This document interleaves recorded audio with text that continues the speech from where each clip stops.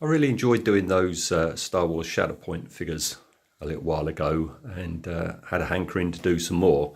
And I was down at my lovely local store, Chaos Cards, down in Folkestone this morning, looking for another fix. But I was looking at them and none of them leapt out at me. So, but right alongside the Shatterpoint figures, they've got the Legion figures, which are somewhat smaller. The advantage there is because they're smaller, you get vehicles, which you don't get with Shatterpoint. They'd be too big to have vehicles. You have vehicles and you have monsters like the Dewback. And I love the Dewback, always loved the Dewback, always loved the Sandtrooper. Used to be a Sandtrooper when I was in the 501st. So yeah, I thought, why not? So here we go.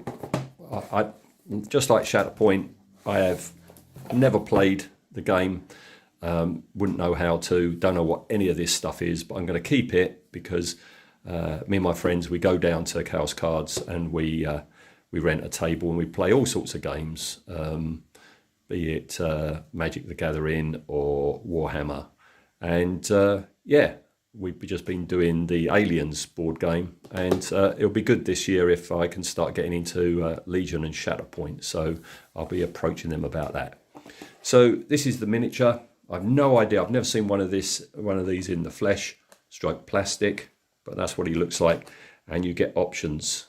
He can have his goading stick, a rifle just down at his side, big rifle pointed, and another angle for it. I don't know if these are strictly accurate. They don't look accurate to me. That one does on the right, but that one in the middle really doesn't look as if it's a cannon. Haha. All right, so it's all cellophane wrapped. I'm going to pause this and open it up, and then let's have a look. And I thought taking the cellophane off would stop the shininess, but no. All right, so it's a nice large base. I don't know what these slots are. I guess I'll find out about that when I play the game. Now, is this, oh good, this is a proper instruction sheet. It's annoying with Shatterpoint that you have to keep looking at your phone online or download a PDF. All right, so there's your options. Him or him, him or him, right? And only one Dewback. All right, any painting guide? No, new rules. I guess I've got to keep this piece of paper then.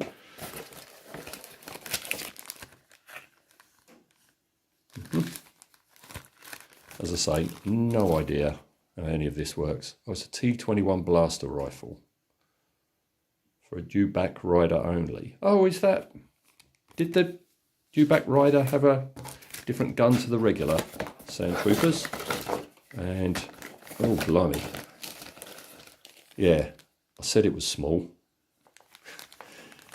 That is small. Small equals fiddly gluing and eye knackering paint jobs. It's not too small though. I should be able to get the black in for the eye lenses there, but lovely crisp detail. Oh, I see. So you've got 4 options. You've got 2 torsos then. I guess the arm is in a different position for holding the weapon.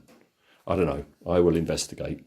And here we have the beastie. That's an okay size. Legs are cast onto him. That's his bottom jaw. Where's his top half? There, isn't he? All right. I can't remember with Legion whether cement glue works or you have to use super glue. No, that's it. Just says new rules. Oh yeah, using super glue. All right, super glue it is. All right, so let's pop these bags open, and it doesn't look like there's any sort of cleanup, and there's certainly no snipping off of sprues, which speeds things up. So let's come back with bags opened and things glued together. Well, it was a bit of a head scratcher, but I think I've worked it out. You've got two torsos, right? And this one's pauldron is up higher than that one's. And I think it's for a particular type of weapon, all right? But I'm going to discount that because I don't like this weapon, all right? I don't like that one. And I don't like that one. That looks more like a flamethrower. Ah, right, okay. I'm just a Star Wars film fan. Is this the flamethrower that they used to torch Uncle Owen and Aunt Beru? And this is something that you see or described in a book or a graphic novel? Might be. The only weapon I would have used would have been that one. But I don't want to use that one because it means crossing the body, which is going to be a right faff to paint, okay? So what I'm going to do is I'm going to have him with the goad thing because he's hanging it down along his side. You're not having to cross over the body and have to figure out how to get to that to paint it. And then his left arm ends in a hand, which is gripping, which goes down in there, all right, on the saddle. Okay, so that's the option I'm going for. I'm going for that. Again, why two helmets? Is there two ways he can be looking? I haven't really noticed that there was two helmets. All right, I'm going to work this all out and come back with a decision. But before that, it doesn't say to, but can you see that shininess? There's a waxiness to this, and I don't like waxy plastic. Sometimes it means paint is going to not stick too well. So when I've got the pieces that I want to use, I'm going to give them all a bath. No cleanup needed whatsoever, which is very refreshing, and the parts fitted together really, really well. His right arm with the goad is blue tacked in place, just so I can get round to his leg and everywhere. And also when I'm doing the Dewback skin, it's going to be a lot easier if that wasn't there. The backpack is just pushed in place. The fitting on all these parts is very tight.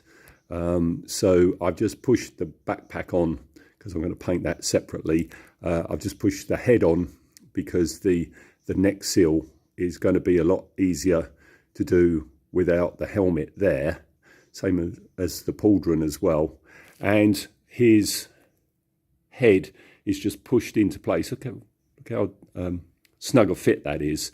And that's just pushed in place because I haven't glued the two halves of his head together, because I'm going to, after priming, take them apart and paint them separately. All right, so I'll come back with primer on.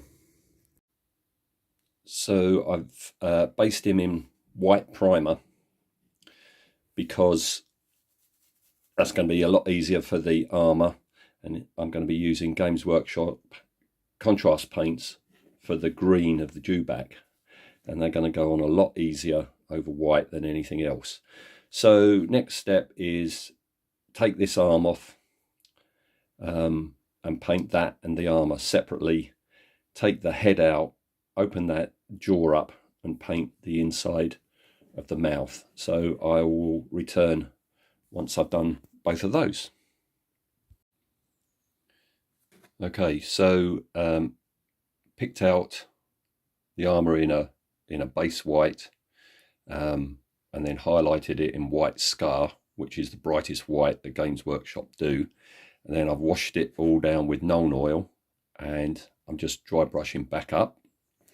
And I've decided on the beastie, he's going to be a two-tone affair. So his underside is getting the contrast paint, Athonian camo shade. All right, and where are you? That's the bottom of his jaw. top, of course, has nothing at the moment, but you can see I'm picking out the mouth, the inner mouth bits, even though you're not really going to see much at all. Like that. You're not going to see much, but I know it will be in there. Right, for his upper half, I'm using Creed Camo, which is a bit darker than the underside, which is the desired effect. Blocked in his pauldron, picked out the black bits. I've put a wash, you can't really see it, but I've put a wash of Agros Dunes over the armour and then dry brushed it back up. You can see it in places. This is going to be a tricky one, just how much dirtying down I do of the Sandtrooper. When I was a Sandtrooper, I was quite a grubby Sandtrooper, and that's fine when you're, you know, a full-size costume, but when you're in a scale like this, I don't know how heavy to go. You can see I've left quite a bit along his eye ridge there, and I'm quite happy with that. I'm going to wait and see what it looks like when I've picked out all the little other colours. Backpack is whatever that is, blanket I'm doing, and the his backpack itself is some of it is accurate. Like this piece here was a radio, a 70s radio, and there's plumbing pipes and this thing over here, I think that was a Tupperware container. So some of it's accurate, some of it isn't. So I'm just picking out the light blue and the white bits on that, and then I'll be sticking that on. Yeah, just finished off his upper jaw. So I'm just about ready to close that up, stick it on, and carry on with the rest of him. I think this will be my final video before he's before coming back with him all done. As you see, all assembled. I put some crimson around the eyes just to warm that up a bit. Pretty happy with the armour now, so I've put the backpack on. Now just doing the strapping. I want to do the bags a different colour, you know, just to get away from the green and white and brown.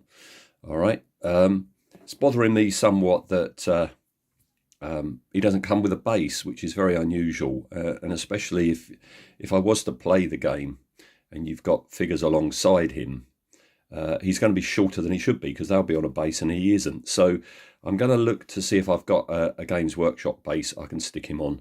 If not, I'll have to make one up out of a bit of foam board or something. But yeah, he's almost done, and yeah, I'm really enjoying this.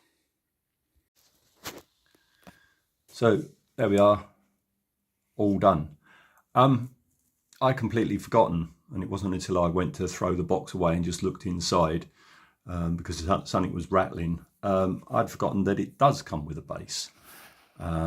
So he's stuck on his base. Now, I don't know how to play this game. I don't know what this notch at the front and the back means, and I don't know what the engraved grooves mean.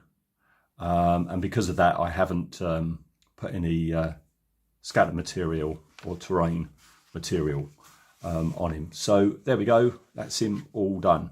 I think that's scratched my Star Wars itch for now. I don't think I'll be doing any more Star Wars figures for a while, but he was good fun. Classic Star Wars creature, isn't it? And I'm glad, I think I said this at the beginning, I'm glad with the Sandtrooper, I can dirty him down and put dust on him and stuff.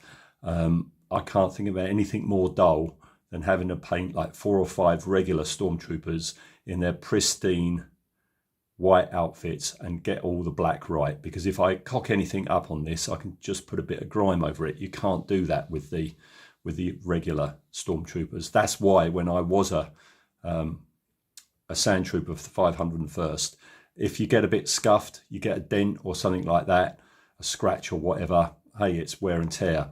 You do that when you're a regular stormtrooper, yeah, get your buffing materials out and repair it quick. So yeah, very pleased how he's come out, but I think that'll do me for Star Wars for a while now.